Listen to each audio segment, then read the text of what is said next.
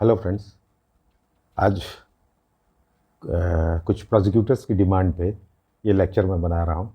ये arms act पे ख़ास तौर पे प्रोसिक्यूशन ऑफिसर्स के लिए है कि आर्म्स एक्ट के केस को कंडक्ट करने के दौरान क्या क्या परेशानियाँ आती है और उसका क्या जवाब हो सकता है। तो सबसे पहली जो परेशानी आती है वो ये आती है कि रेडिंग पार्टी का मेंबर आप समझ रहे हैं, जो पकड़ने गया है, जिसने बरामद किया है, उस दल के साथ था वो पदाधिकारी और वही आईओ बन गया उस केस का। तो इसके लिए भी केस है Vinod Kumar versus state of Punjab. ये भी कहता है कि प्रोसिक्यूशन केस पे कोई एडवर्स इफेक्ट नहीं पड़ेगा अगर ऐसा हुआ है तो। तीसरी प्रॉब्लम आती है कि सीजर लिस्ट पे पुलिस वाले ही यदि सीजर के विटनेस बन गए तो इस पे भी केस है Ram Kumar versus NCT of Delhi का। कहता है वैसी स्थिति जहां उत्पन्न हो गई है, जहां कोई अन्य प्राइवेट व्यक्ति नहीं है और अभी पकड़ा गया और उसके पास से आर्म्स बरामद हुआ है, तो वैसी स्थिति में पुलिस वाला भी सीजर लिस्ट का विटनेस बन सकता है। चौथी प्रॉब्लम आती है जो लगभग 99% केस में आती है कि सीजर लिस्ट का विटनेस जो है वो आके हॉस्टाइल हो जाता है। तो गजराज वर्सेस एनसीटी ऑफ दिल्ली में कहा गया कि यदि वो अपने सिग्नेचर को तो एडमिट करता है सीजर लिस्ट पे, किंतु कहता है मैंने सादे कागज पे किया था या ज़बरदस्ती करवा लिया था पुलिस वालों ने, और इस बात की उसने कहीं शिकायत नहीं की, तो वो प्रोसिक्यूशन केस पे एडवर्स इफेक्ट नहीं डालेगा, सीजर को नहीं डैमेज पहुंचाएगा। पांचवी बात आती है कि आरोप पत्र तो समर्पित हो गया किंतु उसके साथ सैंक्शन ही नहीं है। तो ऐसी स्थिति में आप न्यायालय से कह सकते हैं कि सैंक्शन के समय प्रोसिक्यूशन रिपोर्ट की जरूरत नहीं है और किसी भी लेटर स्टेट में कॉग्निजेंस के बाद उसको मंगाया जा सकता है। ऐसा Prasoon versus state of Bihar में कहा गया है, प्रसन्न वर्सेस स्टेट ऑफ बिहार में कहा गया है।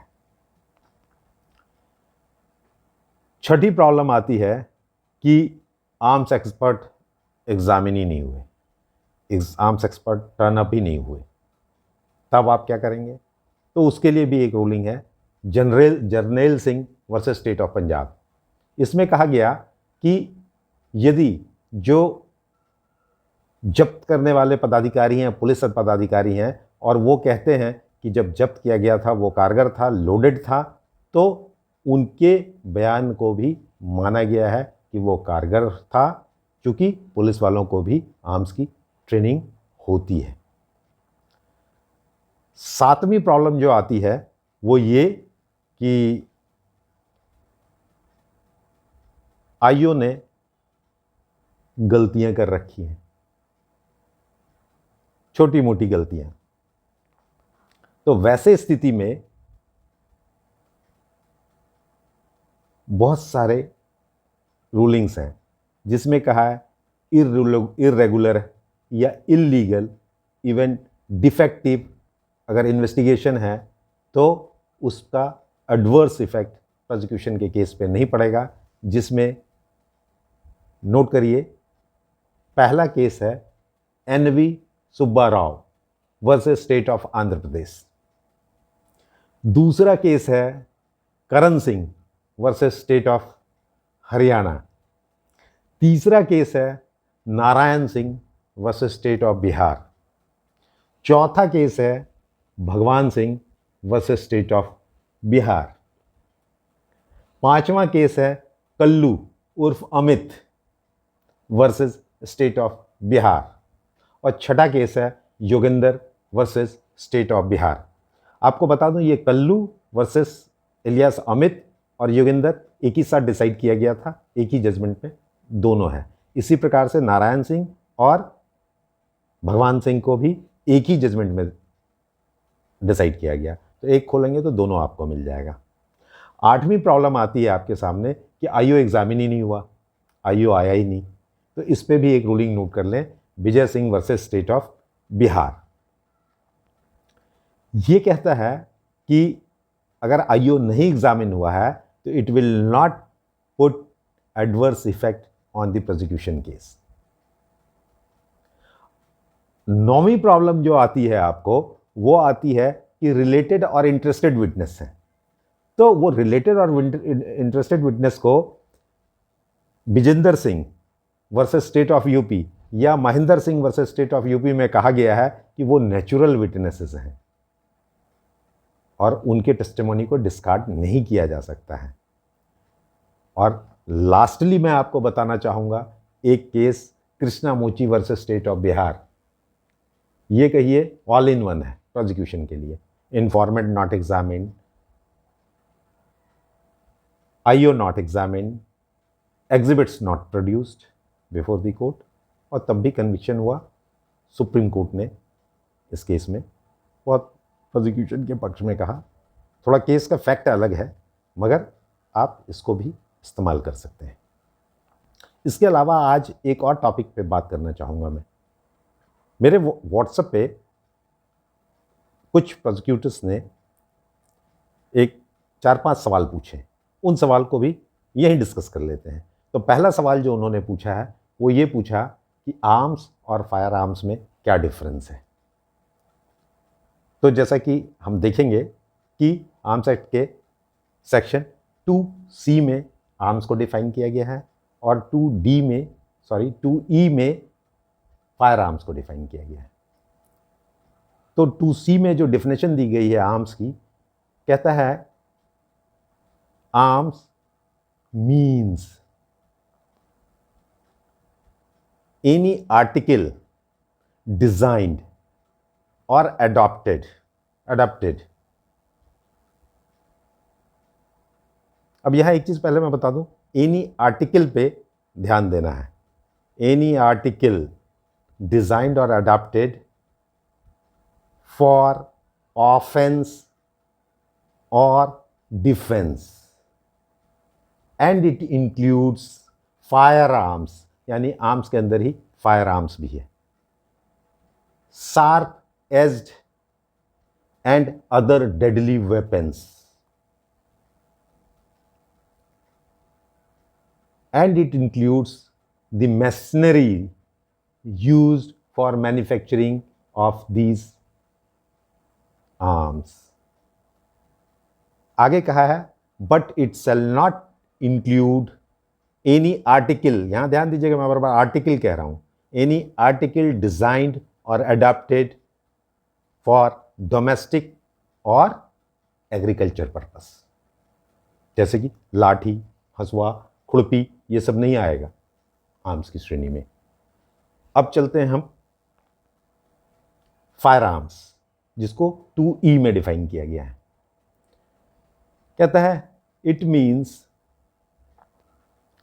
एनी आर्म्स, यहां आर्टिकल नहीं, आर्म्स डिजाइंड और adapted to discharge a projectile by the action of the explosive or any other energy, and it includes artillery, hand grenade and parts of the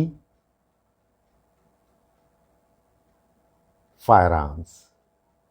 parts मतलब जैसे silencer है, लगा देते हैं gun पे और उससे आवाज़ कम होती है, तो पार्ट्स। और कहा any machinery used for manufacturing these arms, firearms। और कहा कि any carriage of the artillery, जिससे उसको कैरेज किया जाता है, ट्रांसपोर्ट किया जाता है, ट्रांसपोर्टेशन, वो भी फायर आर्म्स की श्रेणी में है। तो ये तो डेफिनेशन था आर्म्स और फायर आर्म्स का। आपको पता लग गया होगा दोनों में डिफरेंस। मोटा मोटी कहिए, आर्म्स में वो हथियार आ जाएंगे जो हाथ में पकड़ के आप चला सकते हैं, दूर से नहीं मार पाएंगे। मगर नहीं, यहाँ भी थोड़ा सा फंस जाएगा मामला। तीर धनुष था, पुराने ज़माने में चलता था, वो भी आर्म्स की श्रेणी में आएगा, क्योंकि वो भी प्रोजेक्टाइल होता है but by the action of the explosive और एनी अदर एनर्जी नहीं होता है। तो फायर आर्म्स और आर्म्स में डिफरेंस पता चल गया। दूसरा सवाल क्या था उसको देख लेते हैं हम लोग। तब उस पर भी डिस्कशन करते हैं। दूसरा सवाल था, मोबाइल में है एक्चुअली, सवाल याद नहीं है मुझे, मैं अभी जवाब दे देता हूँ आपको। दूसरा सवाल जो है वो है, किसी व्यक्ति के पास से फायर आर्म्स की बरामदगी की गई, उस व्यक्ति द्वारा वास्तविक में फायरिंग नहीं की गई है, इस परिस्थिति में 27 आर्म्स एक्ट का प्रयोग उचित है? अरे भैया, जब फायर ही नहीं किया, इस्तेमाल ही नहीं किया उसका, तो फिर 27 आर्म्स एक्ट क्यों लगेगा? अगर बरामद होता है तो आप सब जानते हैं 25(1)(a) लगाते हैं या 26 लगाते हैं, तो 27 लगने का फ़ायदा, सवाल ही नहीं उठता है। 27 जब लगेगा जब उससे वो फायर कर देगा, तब 27 लगेगा। तीसरा सवाल है इसमें, यूज़ ऑफ फायर आर्म्स का क्या मतलब होता है? वही जो अभी पिछले सवाल में बताया, यूज़ ऑफ फायर आर्म्स का मतलब ये नहीं है कि हम पॉकेट में लेके जा रहे हैं तो फायर आर्म्स यूज़ कर लिए। यूज़ ऑफ फायर आर्म्स का मतलब है उससे हम फायर करें किसी पे, तब यूज़ हुआ। वो खाली रख के पकड़े जाने पर नहीं 27 लगेगा, जब तक उसको चलाया ना जाए, उससे फायर ना किया जाए। चौथा सवाल है, बिना फायर आर्म्स की बरामदगी के 27 आर्म्स एक्ट का उपयोग हो सकता है? तो इसका जवाब है हाँ। यदि किसी व्यक्ति ने इलीगल हथियार से फायर किया और भाग गया, किसी का मर्डर कर दिया, जान ले ली, तो 302 के साथ 27 आर्म्स एक्ट भी लगेगा, जबकि बरामद नहीं हुआ है, आर्म्स लेके भाग गया। तो ज़रूरी नहीं है बरामदगी हो तभी आर्म्स एक्ट लगे। और लास्ट सवाल है, लाइसेंसी हथियार से फायरिंग किए जाने पर 27 आर्म्स एक्ट का प्रयोग हो सकता है? तो अब आप खुद बताएं कि 27 आर्म्स एक्ट कब लगता है? जब आर्म्स एक्ट की धारा 5 और 7 का वायलेशन हो। तो 5 और 7 के वायलेशन के लिए सबसे पहले क्या चाहिए कि वो इलीगल आर्म्स हो, बिना लाइसेंस का आर्म्स हो, तब 27 अट्रैक्ट होगा। तो यदि किसी ने लाइसेंसी हथियार से फायर किया है, तो मेरी समझ से 27 आर्म्स एक्ट अट्रैक्ट नहीं होगा। तो मगर अब अट्रैक्ट कौन सा सेक्शन होगा ये भी जान लेना जरूरी है, जो कि इस सवाल में नहीं है आपके। तो section 30 of the arms act जो कहता है कि violation of the licensing condition होता है, वहाँ लाइसेंस के कंडीशंस का वायलेशन हुआ, तो सेक्शन 30 मेरी समझ से अट्रैक्ट होना चाहिए वैसे केसेस में। क्यों? क्योंकि 27 आर्म्स एक्ट लगाने के लिए 5 या 7 या section 3 of the arms act का होना ज़रूरी है, और इन तीनों के लिए है कि आर्म्स इलीगल होना चाहिए, गैर लाइसेंसी होना चाहिए। मेरी समझ से आपके सवालों का जवाब मिल गया होगा और काफ़ी आपको फ़ायदा पहुंचा होगा।